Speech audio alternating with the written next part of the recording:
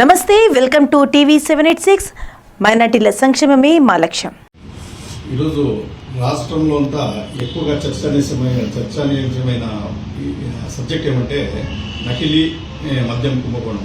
ఇది వచ్చిందను చాలా తీవ్ర స్థాయిలో మన ఆంధ్ర రాష్ట్రం హెడ్ క్వార్టర్స్గా జరుగుతుంది.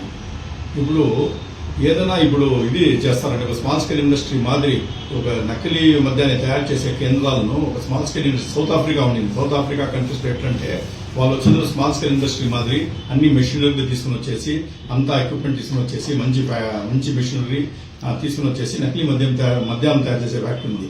ఇక్కడ సేమ్ టైప్ లో ఇక్కడ నుండి అక్కడ ఉద్యోగాలు చేస్తూ అక్కడ ట్రైనింగ్ అయిపోయి సేమ్ టైప్ అయిన ఇండస్ట్రీస్ వచ్చిందో మన ఆంధ్ర రాష్ట్రంలో స్టార్ట్ అయిపోయినాయి. దీనికి ఉదాహరణ మొన్ననే మన మొలకల చెరువులో దొరికింది. మొలకల చెరువులో ఇవి వచ్చి మిషనరీ చూస్తా ఉంటే అందరూ ఆశ్చర్యపోతున్నారు. ఈ రకంగా మిషనరీస్ బయట నుండి వచ్చేసి ఈ రకంగా పకడ్బందీతో అంత జన సందోహం ఉండే ఏరియాలోనే అంత మంచి సెంటర్లోనే ఈ రకంగా ఇండస్ట్రీ జరుగుతూ ఉన్నారంటే ఇంకా ఇవి ఎక్కడెక్కడ ఉన్నాయి. దగ్గర వచ్చిందనో ఆ తయారయ్యే మద్యం వచ్చిందనో డైలీ 1 కోటి నుండి 1.5 కోటి మద్యం తయారవుతా ఉంది.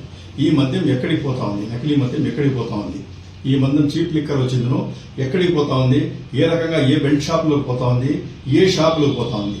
యాక్చువల్లీ గవర్నమెంట్ కావాల్సిన ఖజానా ఎంత? జగన్మోహన్ రెడ్డి గారి పీరియడ్ లో ఉండేటప్పుడు ఒక సంవత్సరంలో 6,750 కోట్లు దగ్గర వచ్చిందని ఇన్కమ్ వస్తా ఉండేది దీని ద్వారా. ఈ ప్రభుత్వం వచ్చిన తర్వాత దగ్గర ప్రతి సంవత్సరం వచ్చిందో 10% పెరగల ఇన్కమ్, 100% 10% పెరిగేది ఇది ఉంది.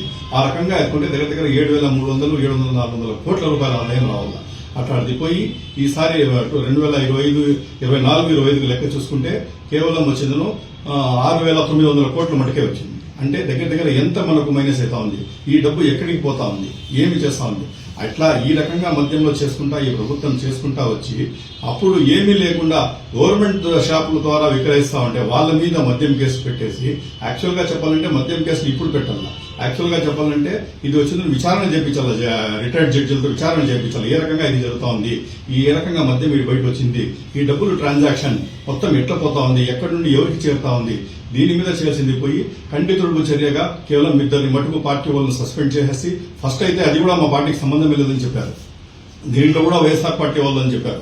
దాని తర్వాత అంతా బయటపడిన తర్వాత కేవలం 2 మటుకు ఇన్ఛార్జ్ తమ్మడపల్లి ఇన్ఛార్జ్ను ఇంకో 2 వచ్చిన చేసేసి వాళ్ళు ఖండితుడు చేసి వాళ్ళకు బలి వసూలు చేసేసి దీని వెనకాల ఇంకా ఎవరున్నారు, ఏ రకంగా ఇది జరుగుతా ఉంది, ఈ రకంగా షాప్స్ ఎన్ని ఉన్నాయి, ఏ రకంగా ఇక్కడ పోతా ఉంది, ఈ డబ్బు ఎక్కడ పోయింది అని విచారణ చేపించకుండా వాళ్ళకి సస్పెండ్ చేసేసి దీన్ని కప్పిపుచ్చే ప్రయత్నాలు జరుగుతా ఉన్నాయి. మేము వైఎస్ఆర్ పార్టీ మదనపల్లి తరఫున దీన్ని తీవ్రంగా ఖండిస్తున్నాం. దీని మీద ఖచ్చితంగా చంద్రబాబు నాయుడు గారు 35 సంవత్సరాల ఇండస్ట్రీ అని చెప్పారు. ఈ రకంగా మీరు జరుగుతూ ఉంటే కూడా ఏ రకంగా మీరు గమనున్నారు, ఏ రకంగా దీని మీద ఎవరి పాత్ర ఉంది, ఎవరు దీనిలో చేస్తా ఉన్నారు అనేది క్లియర్ గా విచారణ జరిపించేసి ఇది అనేవాళ్ళు. ఇప్పుడు ఇది తాగేసిన తర్వాత ఇప్పుడు ఆడోళ్ళ మీద కూడా వాళ్ళ మీద లిక్కర్ అయితే ఇదే అయిపోయింది. ఇది ఎక్కడ చూసినా బెల్ట్ షాప్లు అయిపోయి ఆడవాళ్ళు బయటకు తిరగడం కూడా కష్టమైంది. ఆడవాళ్ళ మీద కూడా అఘాయిత్యాలు కూడా పెరిగిపోయినాయి. ఈ రకంగా జరుగుతూ ఉంటే కూడా మీకు ఏం తెలియకుండా సంపాదనలో పడిపోయి ఏ రకంగా కూడా దీని మీద పట్టించుకోవడం లేదు. మేము తీవ్రంగా దీన్ని ఖండిస్తా ఉన్నాం.